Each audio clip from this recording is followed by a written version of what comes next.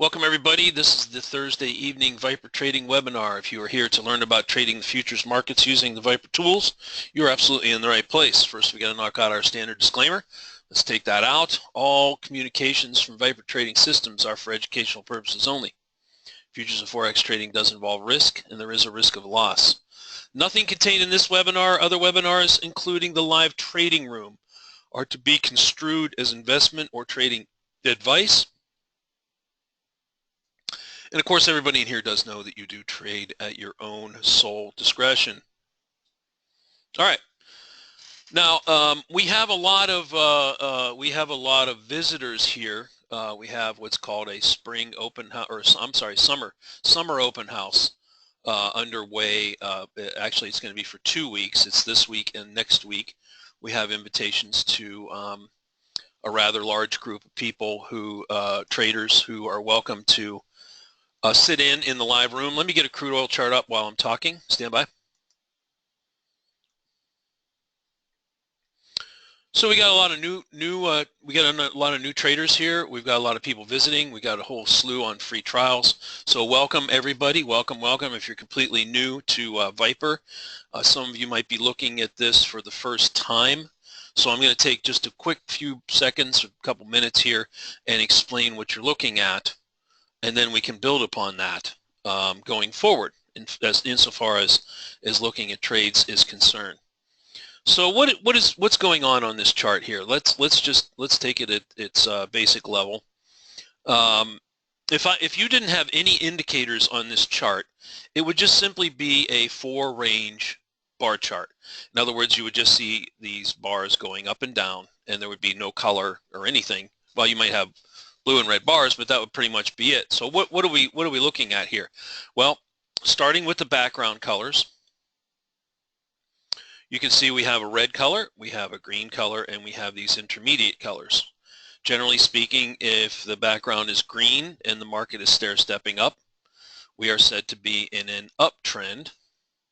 And there's various forms that can take. You can have extended uptrends and downtrends. Likewise, if you're in somewhat of a downtrend, the background would generally be red. You would see the market stair-stepping down in predominantly red bars.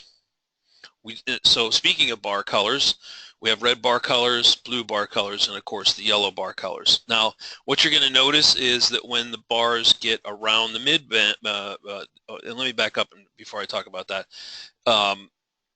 We have this notion of the middle band, the thick line. It's called the middle band right here, and we have 1, 2, 3, 4 bands above, 1, 2, 3, 4 bands below. Okay, these are the bands that you hear talked about all the time. So many times in the live room and throughout the course of webinars, we'll refer to the mid band. The mid band is this line right here. You can see it moves up and it moves down and it flattens out. Now, just pop quiz, even for those of you who are looking at this for the first time. What does it mean when this middle band, this line here, is flat like this? What does that mean? What do you think that might mean? Especially for those of you who are completely new, just kind of looking at this for the first time. Over here, for instance, look, see it's flat? Why is it flat? Why is it not going anywhere? Okay, let's come over here a little further. All right, here it's stair-stepping. Why is it stair-stepping? Why would it stair-step, and why would it over here be flat, and flat here, and flat over here? What does that mean? When you just look at it, just visually looking at it, what does that mean? And it's not just the middle band. Of course, all the bands are flat. Here's the upper band. Here's the lower band. 1, 2, 3, 4 down, 4 up. Stair-stepping down, stair-stepping up, and then going flat. What does that mean? Just intuitively, think about it for a second. The line is flat all the way till, and this is it. By the way, this is crude oil. I'll explain that in 1 second. Yeah, you tend to be sideways. It means that the market is flat and generally going sideways. That doesn't necessarily mean there's no trades, but it gives you a clue, an indication that you might be, it's not putting in fresh highs and lows, and you're kind of going sideways. We'll talk about the trade setups in a minute. The other things you have on here are the predictors. This is the sort of bubble-looking line areas that show support and resistance levels. Those paint in real time. You've seen those on the charts in the live room. You can toggle them on, you can toggle them off. We have the power meters up here. We have green and red. Green, generally, power meters are heading up, market's heading up. Red power meters, the market's heading down. Now, a word about instruments. The ones that we have in the room, for those of you who have been to the live room, are starting from down here. Of course, we have YM. This is the mini Dow. It's $5 a tick. We'll look at this chart tonight. We have the Russell. Depending on your broker, that might be a separate data feed and a separate cost. It's also $5 a tick. It used to be $10 a tick, but they just changed it about 6 months ago. We also have NASDAQ in there. This is NASDAQ Futures, NQ, $5 a tick. We have gold, $10 a tick. That's in the middle bottom part of our charting in the room. And then, of course, we have crude oil, which you see right here. This is also $10 a tick. Now, as you get into trading futures, you have to realize that what we're talking about here is not long-term investments. We're not, this isn't some 401k plan. This isn't, we're not trying to, we trade actively intraday for cash flow, for income. This is to make money when the markets are active. So generally speaking, we don't hold overnight positions. When the end of the day comes, we go home flat. Now, there's several reasons for that, but one of the main ones is that if you hold futures instruments overnight, in other words, after the market closes, there's an interim period where the futures market is closed for about 10 to 15 minutes. There's a reconciliation, there's a settlement process, and then they turn back on. So they run 24/7 from Sunday afternoon all the way through Friday night, with the exception of that little short period where it's closed. Now, here's what happens. If you hold a futures instrument past that time, into that time, open position, the margin requirements, are you increase by anywhere from 5 to 10-fold. So what does that mean? So for instance, let's say you're trading the E-mini S&P ES contract, and your intraday margin is $500 per contract. Now, in the overnight session, if you hold an overnight position, that might go as high as $3,000 to $5,000. So in other words, you've got to have adequate capital in your trading account to cover overnight margins if you're going to leave positions open, from day to day, from session to session. Everybody understand that? So generally speaking, we're trading intraday and we're flat at the close. Okay? Now, the other thing, before I get off of the instruments, is instrument selection. Those of you who are new to futures markets, or you've dabbled them in before, or you're coming back to them or whatever, you might know that each instrument's personality is a little bit different. Here, let's do some examples. Let's do some examples. And just bear with me, those of you here who are seasoned veterans that have been here for a while. I know this is going to look a little repetitive to you because you've seen it all before, but just bear with me as I help some of the newer folks out as they kind of learn this. All right, now let me put the gold chart up here. Here's gold right now. Now, there are similarities, what would you call between instruments. There are things that are similar between instruments, and there are things that are very different. And what I mean by that is price patterns and the way that they move. Sometimes you have an instrument that is trends very well, respects support and resistance levels, and somehow it's easier for you to see how and where to get in. For instance, over here, after gold came out of this consolidation patch that drove us nuts all morning, this is, I'm here in California, so this is all Pacific time. Just to orient you, 6:30 open of the equity markets on here was right about somewhere in here. So if you recall on gold, we more or less watched in the live room as gold just sat here in this mind-numbing box sideways for the better part of an hour, hour and a half. It wasn't until almost right when the room was closing around 8 o'clock that, and we joked in the room. Everybody remember that? We joked, watch this thing run up or tank after we closed the room, and look, that's exactly what it did. So some instruments are like that, okay? You have to, each instrument has its own personality. If you've traded other instruments like stocks, for instance, you know that the tech stocks move different than the commodity stocks, energy stocks.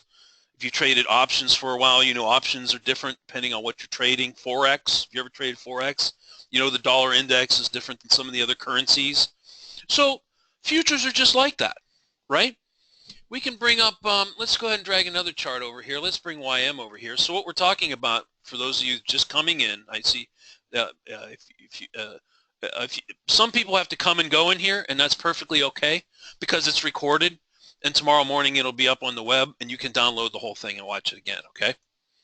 Here's YM, a mini Dow, $5 a tick. Now, there are times when the mini Dow gets into nice trend moves. Let me take some lines off of here real quick. Clean this chart up a little bit real quick for you here. There we go. 6:30 Pacific is the open of the equity markets. So generally speaking, we will see some movement at or around 6:30 in the market. And it's just like any market. You will have times when YM, the mini Dow, will go sideways for a while, just like we looked at on gold. So they consolidate, excuse me, sometimes for a short span of time, sometimes for an hour or two. You have to decide whether in the size of the range it's trading, whether you're going to trade that or not, and we'll talk about that more in a little bit. But in the pre-market session, look what happened here. We got a little breakdown on YM. I call it Weimer in the room. I trade it pretty actively myself. Right at the open, it came back up and consolidated around the mid-band right here. I think we actually, right at the open, took a long. Does anybody remember that? We took a little long trade here. We stopped out of it. Remember I said stop, it stopped out. I said rebox it. This was about 645. We reboxed it here, no bias. Because as I recall at the time, and we can look at this on the Russell chart, I think it was the Russell and NASDAQ, YM was heading up, NASDAQ had popped up, but the Russell was already selling off when this was happening on YM. Now there are occasions where these three equity markets that we watch in the room, which are YM, Mini Dow, NASI, Techs, and the Russell, small caps, TF, for the most part, you're going to find that they trade in sync with each other. So in other words, if the Russell is selling off, usually YM and NASI are selling off too. But there's occasionally divergence like we got this morning, where the Russell just started selling off and YM and NASI were actually heading up for some period of time. But generally speaking, after some period of time, they eventually all sync up with each other. Now, let's talk about trade entry. Let's go and look at some trade entry setups and talk about different approaches to the market. And I'm going to start with this. So at a simplistic, so I don't have this tool on for the sake of simplicity. I do not have the object trader panel here. Hopefully everybody has seen it. Has anybody not seen the object trader panel? The panel that sits over here, the tool that we use to enter and exit the markets. If I had it over here, I feel that the teaching becomes distracted, so I don't put it here. Has anybody not seen it? It looks a lot like, there are some similarities if you ever used Chart Trader, you know, Ninja Trader's Chart Trader. It's like, it would be like Chart Trader on steroids, because Chart Trader doesn't have any objects. You can't draw boxes, you can't draw, you know, lines or rays. There's a lot of limits to it, whereas OT is a fully functional semi-automatic tool. So what do we mean when we say boxes? I think this is one area that we find traders either quickly sort of embrace very quickly, pick it up very quickly, and can get in and out of markets and set up an object trader box very quickly and efficiently and trade it. Other traders struggle with it, which is perfectly okay. But let me explain the concept first. In fact, let me just get all this off of here so I can be very clear what's happening, okay? Markets do a number of things, but in terms of price action that we like to watch, there's what we call a notion of, and I'll just do this several times so it's really, okay, Peter D, I see you have to step out. Don't worry, Reconnect will be here. And this is the way that markets work. When markets are moving, they tend to do this. You tend to get this notion of what's called a thrust in a given direction, in this case down, right? And then you will have retracements like this. And then the cycle will repeat itself where you have a thrust like this, and then you will have a retracement like this. So, question for the team, why do markets do this? What is the deal with the thrust and the retrace and the thrust and the retrace? You know, you might be like, yeah, you know, Charles, I see the thrust, I see the retrace. So what? What's the big deal? Who cares? What difference does it make? Why do they do it? And why do we even care about it? Right? Why do we care? What difference does it make? Yeah, okay, thrust, retrace. Yeah, what's a big dealio? Come on.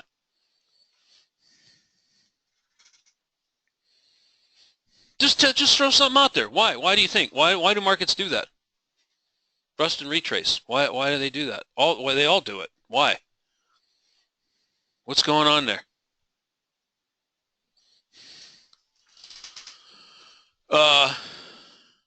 Covering from Mario, buying, selling, and then more covering, profit and loss taking. Lauren, good. Byron, running stops occasionally, shaking out weak hands. So yeah, so let's think about it for a second. And the reason I'm taking time to explain this is because understanding how and why this works leads to an understanding on why we're doing what we're doing. Walter says profit taking, computer algorithm programs from Carl G. Exactly.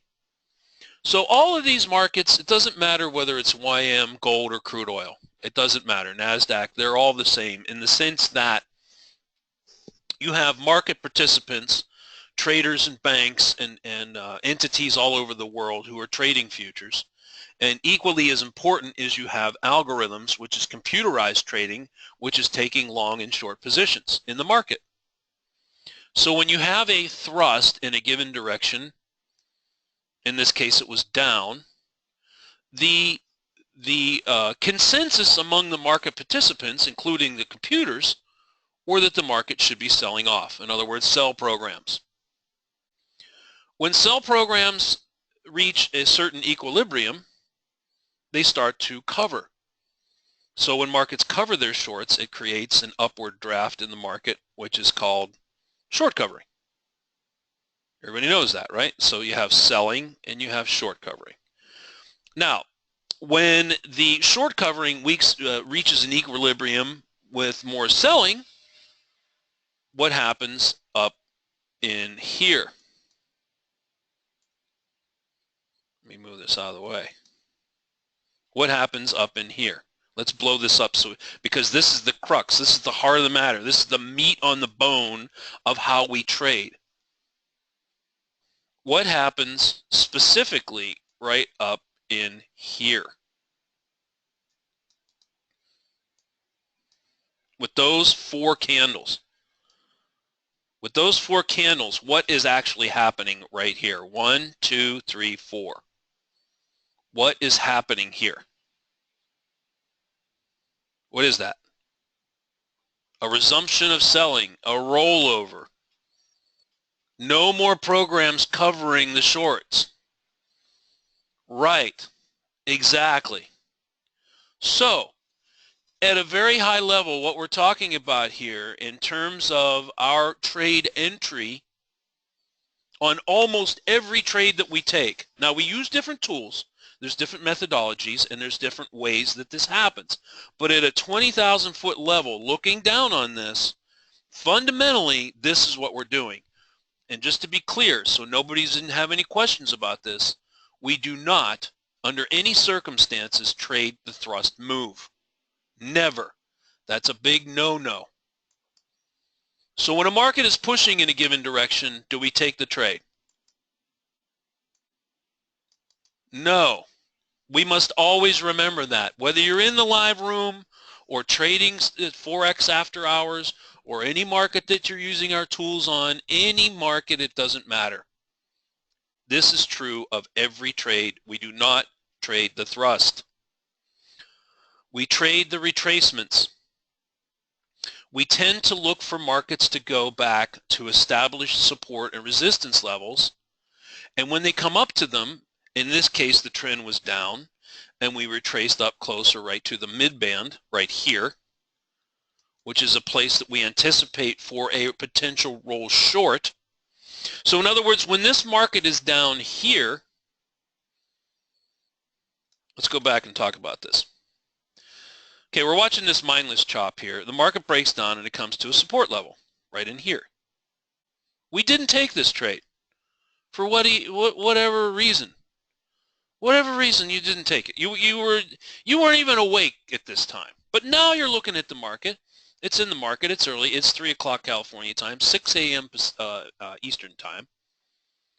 And when you're looking at this thrust, what are you saying to yourself? I'll tell you what I'm saying to myself is I see that the market has gone into a thrust down. And in the back of my head, I'm saying, looks like some sell programs kicked in there. And there'll probably be some short covering at some point. And I'm thinking that I can see that this was a pretty strong support area, kind of right in here. And this is the important part. I want everybody to listen to this. Don't type anything in, please. This is important. This is the most important part of what I'm going to say tonight. You have to anticipate and think ahead of what's going to happen next. This is how you become a long-term successful trader. This is the core of it. This is the right here. This is it. The traders who are looking at what's going on at the present time, like this, and failing to think ahead into the future, beyond the right-hand side of this chart, on what could happen next. Where could the market go, and what opportunity, if and when it does it, would it present to me? This is the forward-looking part of trading that will make you money. So for instance, if we were in the live room and the market, this YM market, had come down into here, this 865-ish kind of area here down by this little predictor, you might hear a comment in the room to the effect of this. You know, if YM retraces anywhere up around 875 to 78, up near the mid-band, and the important part of this statement is as follows, and rolls over, I will take a short. Now, is the market, when those words are said to you, is the market here? Is the market here now? If it was said to you right now, if this bar was forming, okay, let's pretend we're in the room and it's 2:58 a.m. We're all got up early that morning and we're in the room and this bar is printing. Is the market here? Yes or no? No. Well, then why is the person in the room saying that? Whether it's Gary or myself. Why would anybody say that? What? The bar is here. Who cares about up here? Right? I mean, the market's down here. Come on, Charles. What are you doing? You're talking about up here. What does that have to do with anything? Right, Brian K. Anticipation is the key. And that's the purpose of our discussion tonight. That's where the trade is going to be. Does everybody understand that? This is a very critical, fundamental part of how we trade. If you can embrace this simple concept and execute it over and over again, you will make money every day. Now, I didn't say you're not going to have some losses. There might be times where the market overruns where you think it's going to go and you take a pop here and there. Sure, that's part of business. It's part of trading. Everybody takes a pop now and then. And we'll talk exactly about how to control that. But you have to understand the fundamental basis of how we're doing our trading to be able to take the trades in the first place. That's right, Carl G. He's typed in here, and Carl G's been around a while. Support and resistance is our bread and butter. Now, you're going to notice that Gary is the Lion King. Everybody knows he's the Lion King. He's the presidential consultant to Trump's administration on drawing lines. He's very good at it. And one of the things that we, you know, I'm sort of semi-joking about that. He is really good at it. But you notice that we put lines on charts. Okay, I'm not going to spend a lot of time on lines. I focus on different things because there's whole webinars dedicated to drawing lines, and it only takes a few seconds, and it's really easy to do. All you do is you just take a swing where there's a support and resistance level, and you just simply put a line there. It's not very complicated. But visually what it does, visually what this does is it gives form and structure to your chart that might not otherwise be there. In other words, if these bars are just sort of bouncing around and the market does a thrust down like this, you may or may not be able to observe the fact that this was a support area. So putting a line here is extremely helpful. And if you're playing with the charts, I encourage everybody to do that. Put lines on your charts. It makes a huge difference in your trading. He's the line whisperer. Yeah, there you go. That's right, Carl. Yeah, Gary's the line whisperer. He's very good at that. All right, does everybody understand conceptually what we're talking about here? And so when you hear calls in the room, that's why you hear the calls that you do, right? The calls might be related to, if we're already in a short, for instance, they might be related to potential stop areas or retracement areas on a short where the market might come back to if you're in it to put your trailing stops, and also those can be support resistance areas where the market will go to give you another trade. Is everybody following with that? Okay, good. Well, let's move on. All right, well, here we go. All right, so the market's bottoming out here at 65. I'm just going to quickly play this out because we know what happened, and I want to get on to some other charts. Okay, it's bottoming out here. See the bars hitting it. By the way, that's another thing. I don't want to overemphasize what's happening here, but you hear this in the room all the time. In real time, it's looking like YM is getting a double or triple bottom there. Anybody ever hear that? It's looking like it's getting a double bottom there. Just before I go on, why do we say that? What does a double bottom have to do with anything?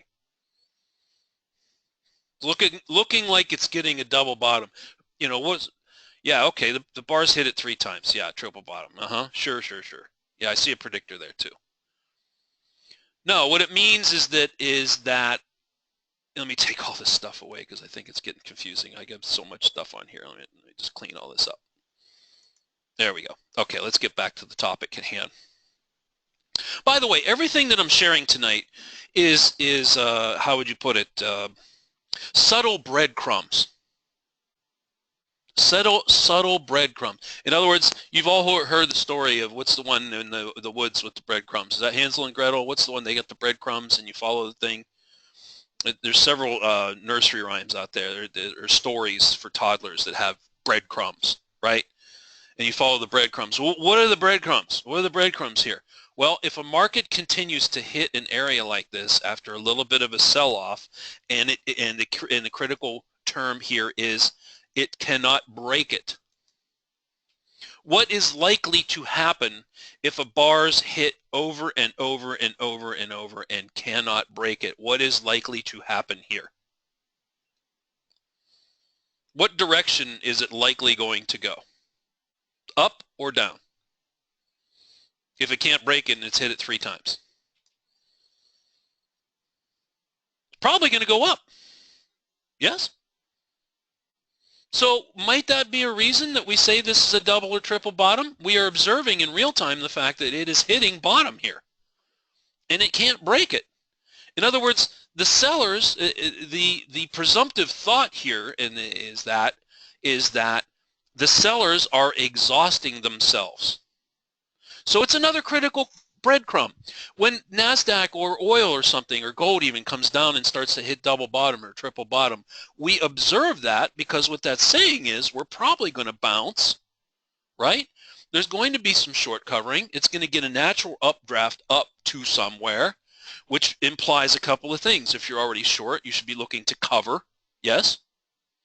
You should probably be tightening your trail stops if you're already in it. And if you're not in it, it's a heads up that, hey, the market could come back up to a resistance level and potentially give us a trade entry short, like we talked about on the call up here. These are all subtle breadcrumbs. You can choose to ignore some or all of them, but in the totality of everything that's happening here, we had the sell-off. We see a triple bottom. We see a support resistance area. We've drawn a line. We know where it might come back to. We're thinking short because of the sell-off. These are all things that are preparing us to take a trade. And so now when the market comes back up, comes back up, comes back up, and hits the area, what are we prepared to do because we have prepared ourselves to do it?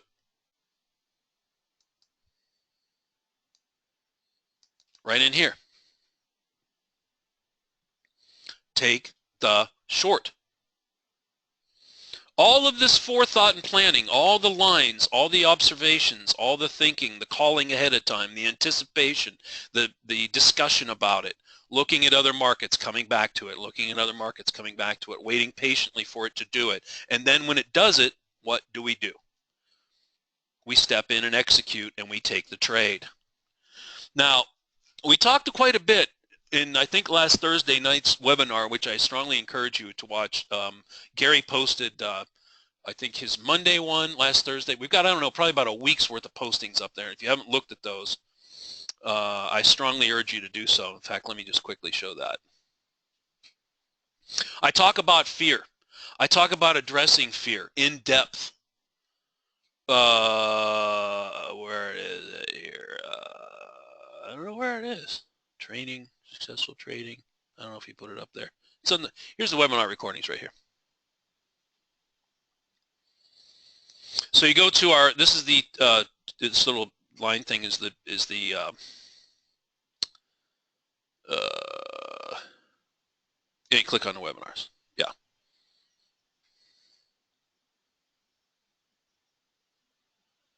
All right, so yeah, Mondays is right here. Mondays is right here. So download Mondays and then download today's. I'm not going to talk a lot about fear. I can talk about more of that in the next webinar. You can watch the one that I had up there. But we have all this planning ahead of time so that we take the trade. Now, Gary talked a little bit about, I'm going to use this first example, but then I'm going to spend an expanded amount of time going into depth about boxing. Now, when we get to this area where a market retraces to, I want to talk about this so that you're prepared mentally for what we're looking at here. And this is how these retracements generally occur. They don't always go like this, but sometimes they go like this. What direction did this bar close? Up or down? In fact, I'll do 3 in a row. What direction did this bar close? And what direction did this bar close? Oops. These 3 bars right here are closing in what direction? It's very simple. It's either up or down. Did they close up or down? Up. Right. So in retracements, we tend to have bars that close up. So when we get to a resistance level and a bar, this bar closes what direction? Right here. And then subsequent to that bar, what direction did this bar close? Both of them down. Yes? Yeah, both of them down. Right. Now, the 2 basic ways, there's several different ways to get into these trades, okay? And I'm going to talk about the 3 basic ways to get into a trade where you're looking to short a resistance area off of a retracement. The one way to do it is we have a line and we have a ray tool, and you simply take the line or the ray and you draw it up underneath the bottoms of the bars as they are retracing. And so then when you get a close below the line, for instance on this bar right here, you get short. The other way to do it is that when the market gets to an anticipated swing area and we say, okay, get ready, go ahead and box it there, we are talking about engulfing these 2 candles like this. In which case, when this bar closed, you would also be filled short. Everybody see that?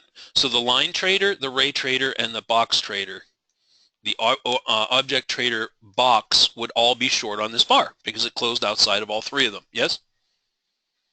Now, there is another entry that is slightly more aggressive, that can get you in quicker, but also is associated with a higher risk, and that's called bar close.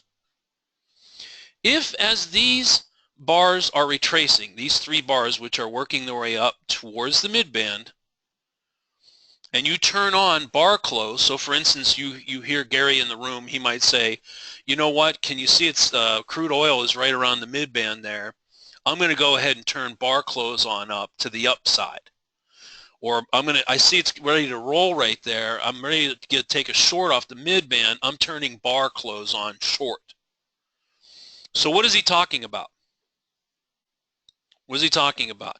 Well, what he's talking about is that when this bar closes down, if and when the bar closes down, it takes the short right here.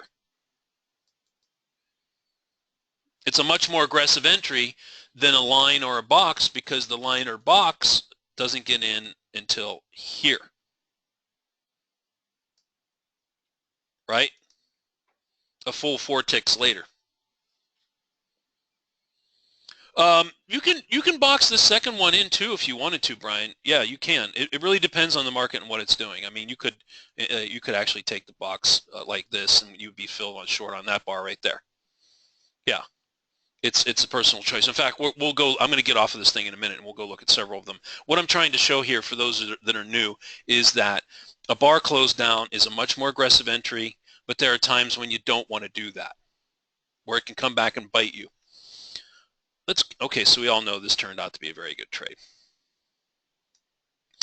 What we like to do is we like to get into a position where you can put at least 2 contracts on, and you might hear in the room something to the effect of, okay, take your scalper off here.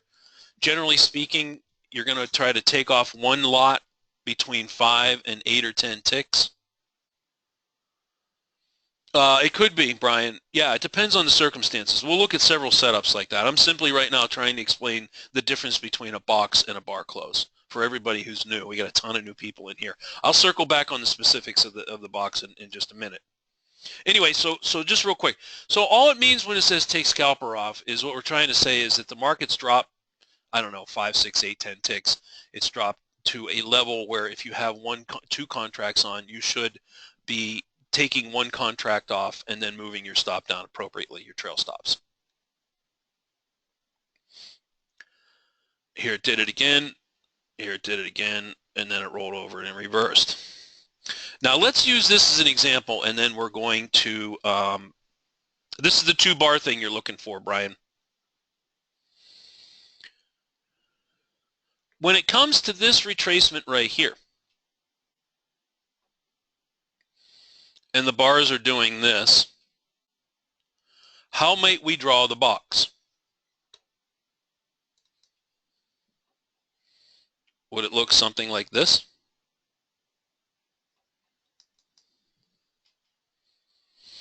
So when you draw a box like that, what you are doing is, just to be clear about this so we're all on the same page, is you are engulfing the wicks, you are engulfing the top head part of the candle. The resistance piece is the top of the box, and the wick support piece is the bottom of the box, and this box here would have been somewhere around 6 to 7 ticks. As a rule of thumb, generally speaking, you're going to want your object trader boxes to be less than 10 ticks. Optimal is 2 bars, which would be 6 or 8 ticks. That's an optimal box right there. Now, if you had turned bar close on as this was forming, would you be in the trade, yes or no? If you turn bar close on, would you be in this trade, yes or no? Just type in a Y or an N. Bar close. Look at the bars. Think about what we talked about just less than 3 minutes ago. If you turn bar close on, are you in it? Just a Y or an N. Just bam, 2 seconds. Hit a button. Y or N. All right. Conversely, if you had drawn the object trader box, are you in this short? Yes or no? The box I just drew right here, like this, object trader box. Yes or no? We're looking at, and I'm going to state the obvious that everybody sees that the trend is down. We're looking for shorts, right? So I was going to ask that question, but it's pretty obvious. Background's red, bars are red, stair stepping down. All the things we talked about, the short over here, the thrust, the retracement, thrust, retracement, thrust, retracement. So we're looking for shorts. So in other words, the bar close, the box, the ray, the line, whatever you're using to get in here, all would be set to the short side. So what we do is in Object Trader, we toggle off the long side, at least for the sake of this box. The answer to the questions are yes. If you turn bar close on, you are short on this bar right here. When this bar closed, you're in, short. If you turned on the box, it never closed outside of the box, at least not for now, and so the box trader is not short. For the ray or line trader, if you'd drawn the ray or the line like this, underneath this bar that never closed, you are also not short. If you had drawn the line or ray much more aggressively, it's hard to say, depending on the circumstances, whether this would have filled or not. It might have filled short on that close right there. Let's play this out. Let's extend the box out.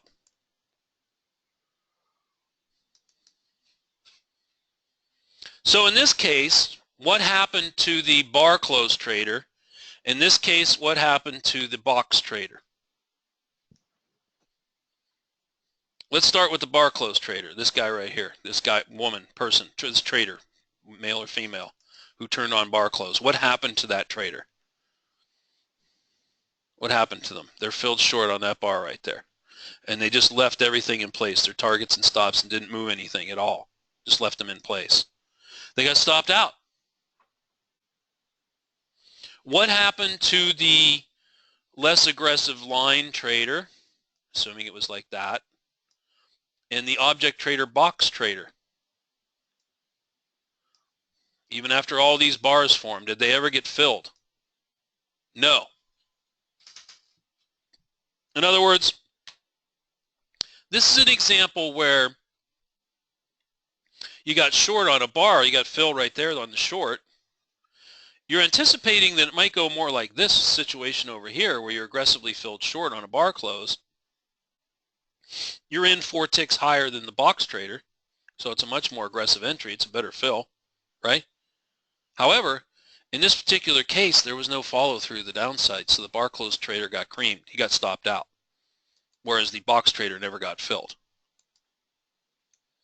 I have to tell you, truth be told, that I occasionally use a bar flip entry, and it's normally in a situation where a market is maybe moving quickly and it's coming up and sort of touching support or resistance, and I want to get in pretty quickly because it looks like it's going to sort of bip that support or resistance and roll and bounce very quickly. I might not have time to draw a box, but I want in. Those are occasions where I'll go ahead and use a bar close. So I'm not just completely writing that entry off. There are times when you could use it, okay? It's a bona fide entry, no question about it. But there are circumstances where you're better off drawing a box and letting it prove itself to close below it and get a resumption of selling like you had over here. Now, there was one more question. Brian K., it might have been you. If it was somebody else, just remind me. But is there something that the bar close trader could have done to avoid a full stop out? Let me take this off. Here's the bar close trader. Let's pretend it's all of us and we got filled here. And let's suppose that we have a 12 tick stop. That's default in Object Trader, and it's sitting somewhere up here.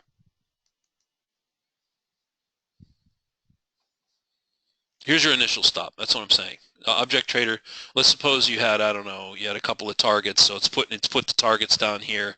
You had a scalper target, and you had a, I don't know, a runner target. So Object Trader puts those in, and then it puts an initial stop up here. I don't know, 12 ticks is default, so it's sitting up here. All right, so you filled bar close, it's in the box, it comes up, and then it rolls. What could And this is getting back to the earlier question before we started the webinar. I think it was Brian K. Somebody said, how can we do something? What can we do when you're in a box and it moves against you? I'm going to address that question right now. What could this bar close trader do to avoid a full stop out up here? This gets back to some of our last couple of webinars the past month or so. We've been talking about this notion of what we call active trade management. Active trade management simply means that there's a tendency with object traders, since it's a nice semi-automated tool, to do the box or do the ray or the line or the bar close. You get in the trade, and then it puts the targets and the stops, and some traders just sort of sit back and let it do its thing. In other words, my job is done. I got the setup. I shouldn't need to worry about it, right? Well, here's what I'm talking about, Brian. I am answering your question. I'm answering it right now. Here's what, kill the trade. Excuse me. In fact, to the bar close trader and to any trader who's listening to this, what was our first clue that our bar close trade might not be working out? Would it be this bar?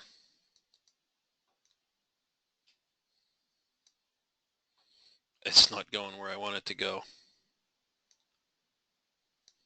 Would it be this bar?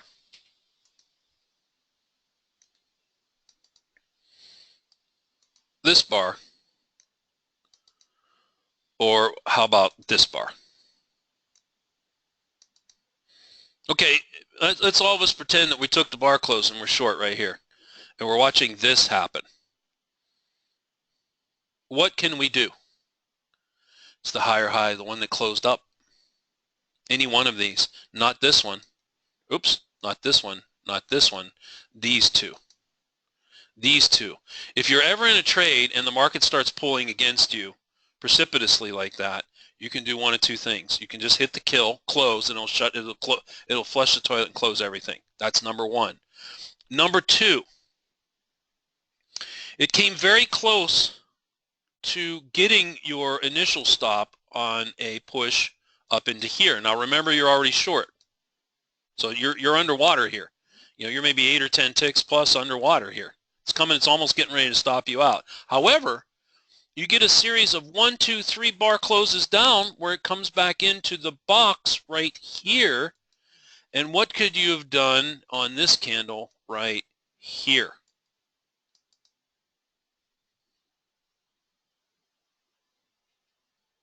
Hit the close button, get out of it, and you might have broken even or come very close to it because your entry was right here. So this is where active management comes in. We can't, you know, we want to be comfortable and sit back in an easy chair and sip on our cup of coffee and think that object traders is going to work all this stuff out. Got my targets in, got my stops. It's going to roll over and nail them. I'm going to make a ton of money this morning. Life is good. Sometimes that happens. Sometimes the market takes off. Sometimes it moves so precipitously, you've got to drag these targets out of the way because it's moving so fast, like today on the short side. Right? Dropped 100 ticks. 100 ticks right out of the gate. So in that case, active management is not trying to get out of a trade that's run against you. In that case, you're taking your targets out of the way because the thing's running like a big dog. Good. Let me get another chart up. Okay, let's do a quick, before I change to another instrument, let's type in some instruments. What does everybody want to see? What does everybody like to trade? Let's get a couple more in before we run out of time. What instruments do you like? What do you like? Gold? You like looking at oil? Maybe like the Russell? What do you want to see? NASDAQ?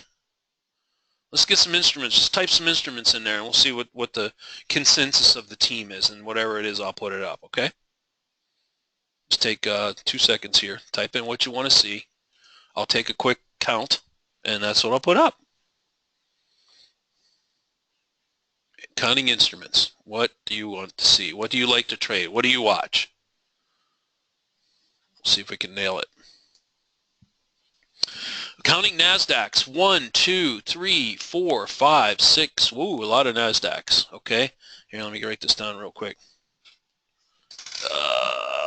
NASDAQ seems to be the predominant instrument right now, but there are a couple other ones coming in. Let's see, NQ. What else do we got here? We got an ES. Interesting. We already covered Weimer, so I'm not going to do that. We just spent the last 20 minutes, half an hour on Weimer, so we got Weimer out of the way. A couple of goals and a 6J. All right, let me see if I can crank through all these real quick.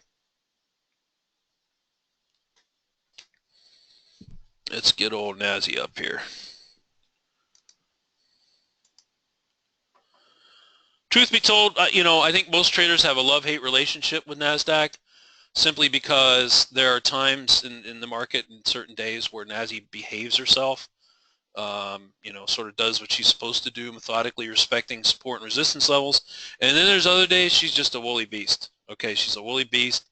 She flips out all over the place. Algos are fighting each other, and you're just getting whipped all over the place. Okay, so it's almost like, what day is Nazi today? So anyway, let's quickly go through some NASDAQ trades here.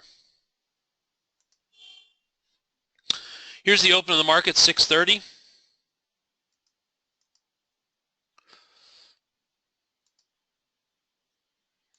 While I'm setting this up, how many trades do you need to take to be profitable in a day?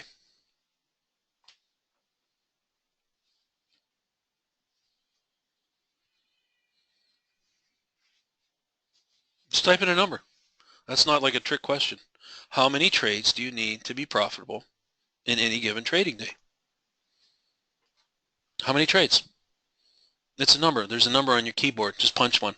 Punch any of them. And that's not a facetious question. It's a serious question. How many? One. Okay, let me qualify that for a second. I want to say a net profitable one. The fact of the matter is you could take 2 or 3, but at least one of those or 2 have to be profitable in the event that you had a loss. But the bottom line is that you hear the term one and done all the time. What does that mean? What does it mean when somebody in the room says you should be at your goal or beyond it and go into sim?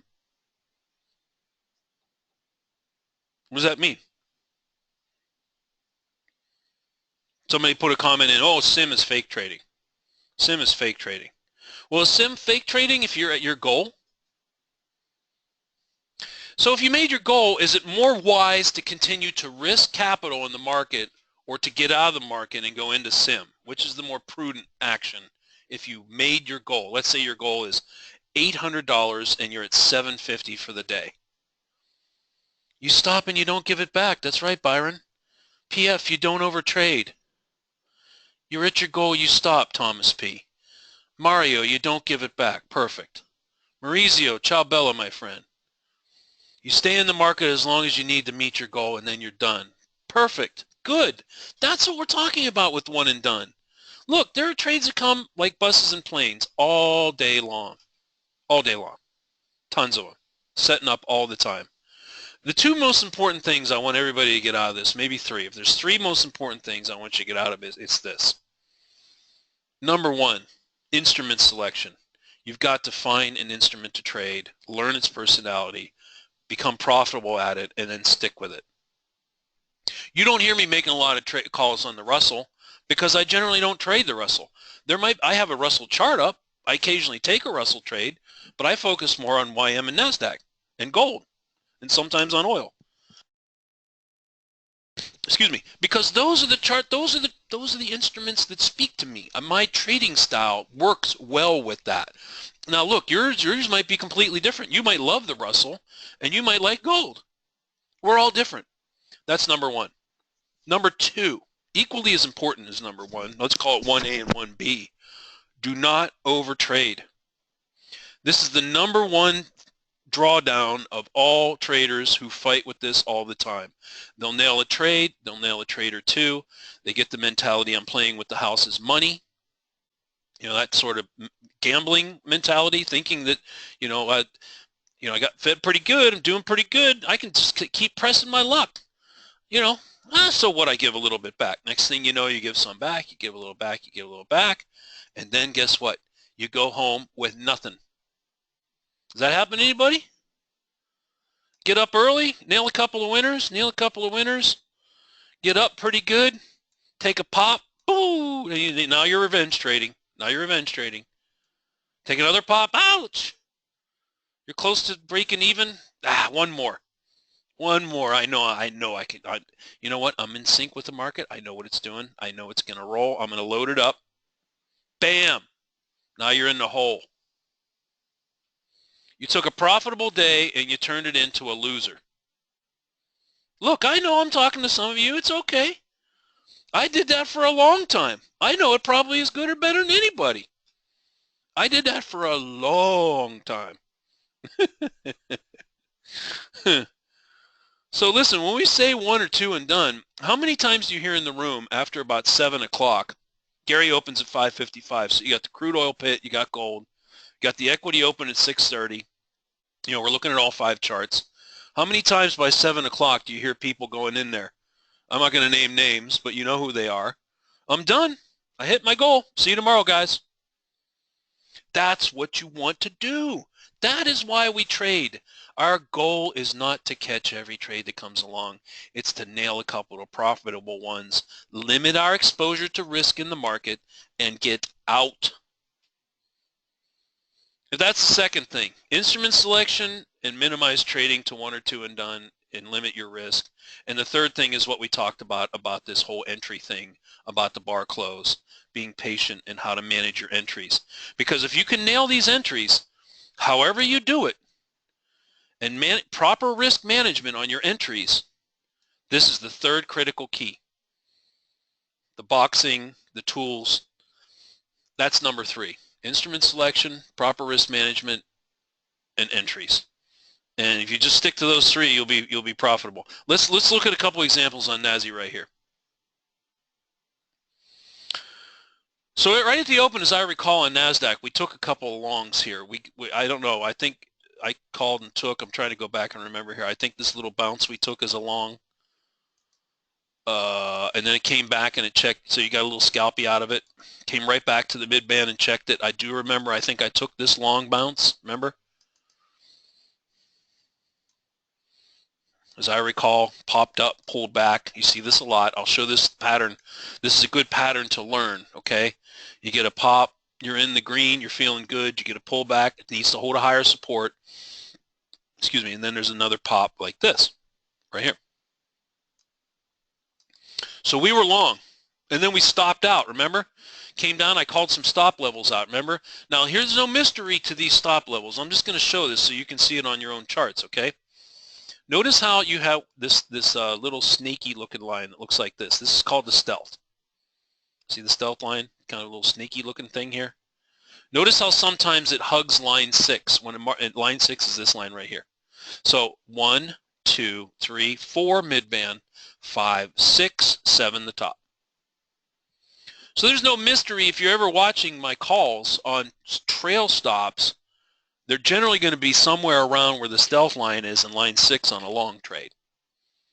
So if you're looking to put your trails in place, that's pretty much where you're going to want to put them, just like that. That's usually going to be the tightest. That's going to be the tighter ones. You can go tighter than that if you want. There's other ways to get in. You can turn power meter on and off. I'm not going to get in all that, but right now for that purpose, the trail stops are generally going to be here.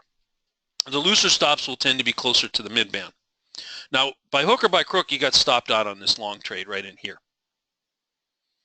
Now, notice what it did. For about 5 minutes, it sat here in a box on the mid-band. Does everybody remember that? Anybody take this with me?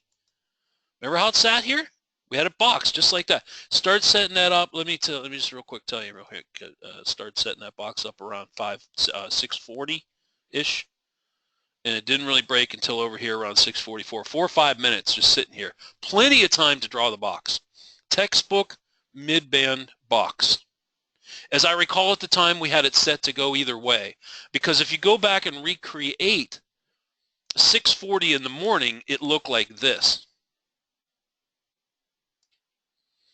And as I recall, the Russell had already broken down and dropped like 20, 30 ticks. In other words, when NASDAQ was doing this, the Russell, Gary was already short the Russell, and the thing had dropped 20, 30 ticks. So that's why we say in the first half an hour, first hour of trading, markets can go either way. If you look straight up at this chart, you would say, well, the background's green, Charles, and you told me stair-stepping up and the blue bars and all this manner of things like that. Why wouldn't you only take the long trades? Well, you have to look around you. You have to be aware of the markets around you. You know, if you're looking at other markets and they're falling off the map, there's a strong likelihood NASDAQ's going to go with it, right? In the first half an hour, you really don't know. I mean, unless it's a powerful uptrend and you get a bounce and a retracement and you want to get in the trade, well then by all means. But anyway, this one we let it take the short, and so we were filled short on this bar right here. Right here, out of the box. Now, does anybody see the other price pattern that I talked about earlier? What's the price pattern? After we were filled short on this bar right here, what's the price pattern that happened right after it? Right after this bar right here. What's the price pattern that happened right after this bar right here closed and got you short that gave you another chance to get in? I just showed it less than 3 minutes ago. Does anybody remember? In fact, it's on the chart right in front of you.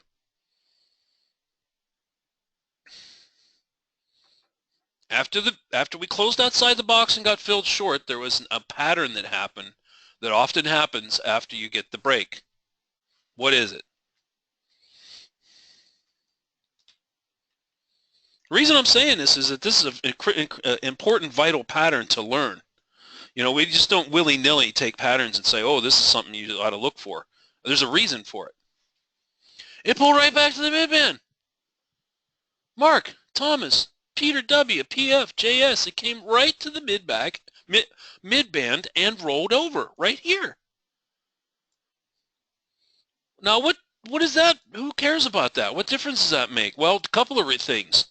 If you were not already short from the close of this bar outside the box, what did this bar let you do?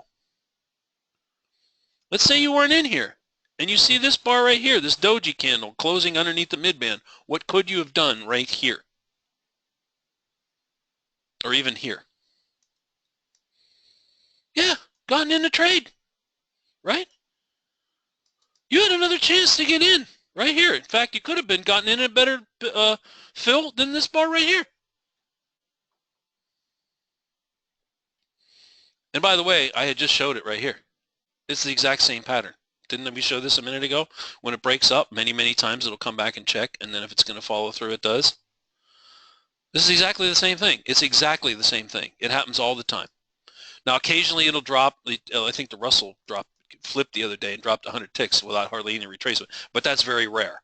It does happen. Okay, I'm not going to say it never happens, but occasionally it will happen. More times than not, it will pull back. You could have reboxed it there, Peter. That's right. Could have taken a bar close or reboxed it. But, you know, either way you would have been in.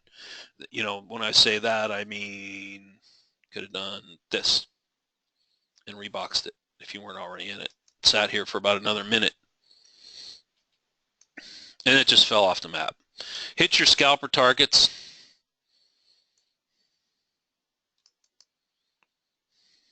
Now, a word about trail stops. We talked about trail stops before, and this is why we talk about tight or loose. Look at what happened right here. When we talk about the stealth and we talk about line 2 or line 6 as trail stops, what did it just do on those two bars right there? Closed up and wicked it. So when we say looser stops, when you get a big long run like this and we say looser stops, which are going to tend to be up sort of closer to it, up and let me be more specific about this. Generally speaking, your tight stops are going to be sitting right in here, near your stealth and near your line 6 or line 2 on the short side. The looser ones are going to be tend to be probably 4 to 6 ticks above that, up more sort of in this little no man's area between line 2 or line 6 and the midband. And this is the reason for that. Now, let's say that you missed this entry right here. Let's say that you missed this entry right here, and you're not in this trade, and you're watching the market do this. What can you do? You're not in it yet. What can you do right in here? It's fallen off the map. Russell's already dropped 50 ticks. YM's rolled over and tanking. You're looking at ES chart. The ES chart is flipped and it's fallen off the map. What can you do right there? Rebox it, get in, or add to your short. So this is just completing the cycle of what we talked about earlier, which is this notion of thrust and retracement, yes? The important thing to take away on thrust and retracement is that we don't have crystal balls and we can never predict exactly how far a retracement is going to happen. Sometimes they're fairly shallow, like this. Sometimes they come up a little deeper, like in here. Sometimes they come all the way back to the mid-band. We all love those. We love mid-band trades. So if the market had come up here, no question, roll over short, yes? So we've got to be prepared to get in. Now, you might say, hey, look, Charles, okay, I understand that's a shallow retracement. You know what? I'm just going to tell you straight up. I'm nervous about getting in these shallow retraces. Why might you be nervous to take that? This is the last couple questions. I'm going way over here. I'm going to have to wrap in just another minute or two. This is the last couple of questions. The final thing I wanted to cover is this right here. Sure, I understand you're nervous. You want a deeper retracement. Your fear is that you're going to get stopped out. Your fear is that you box it there, you get filled short on this candle right here. It goes in your favor a little bit, and then it flips, and then it comes back up and takes your full stop out way up here. You know, hypothetically, let's say this didn't follow through like this, and then it went up like that.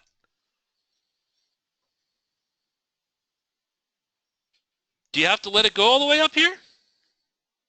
If that happened to you, if you box a shallow retracement, and we're just making a hypothetical up here, what we're saying hypothetically is that it comes down here a couple of bars, and so you're in the green, in the black here. Maybe it got your target, maybe you got your scalper, maybe it didn't, and then all of a sudden it flips and goes up here. You can go up and get your 12-tick stop. What the heck? Active trade management, good. Do you need to leave your stop way up here? Or might you want to take it right here, like that? Yeah, you pull it down tight. Absolutely, that's what you do. That's precisely what you do. So for the trader so you can alleviate some of your fear. You can alleviate your fear you're not going to get a full pop on a stop out because you were active enough to go ahead and pull that puppy all the way down to a couple of ticks around 1 bar above your entry. Maybe you get a 4 or 5 ticks to stop out. Even on 2 lot on $5 a tick, it's not that much money, right? 6 ticks, 5 ticks, 25 times 2. 2 lot, $50, $60 stop. And then hypothetically came back up here, you re-enter it, you put your 2 lot back on, and then you what? And then it falls off the map, and you make 60 ticks on the trade. So that's what we want to do. All right, that's what we want to do. We want to watch the market carefully for entries. We want to time our entries perfectly if we can. We want to get in when we can, and we want to get out. And not try to, our goal is not to take every trade that comes along. It's to spot a couple of good ones, get up for the day. You know, you might have a modest goal. I know traders, I've talked to traders that have their goal is 100, 150, 200 a day. That's all they want to make. And if that's you, that's perfectly fine. There's nothing wrong with making 100 or 2 a day. You don't have to make 500, 600, 1,000, 2,000 or more. You don't have to do that. In the beginning, you can start with very, very modest goals. The key is to build confidence. Get the right instrument, find the proper entry, active management, get in and out, be done with your trading, go get your breakfast, make some coffee. I'm going to stop the recorder.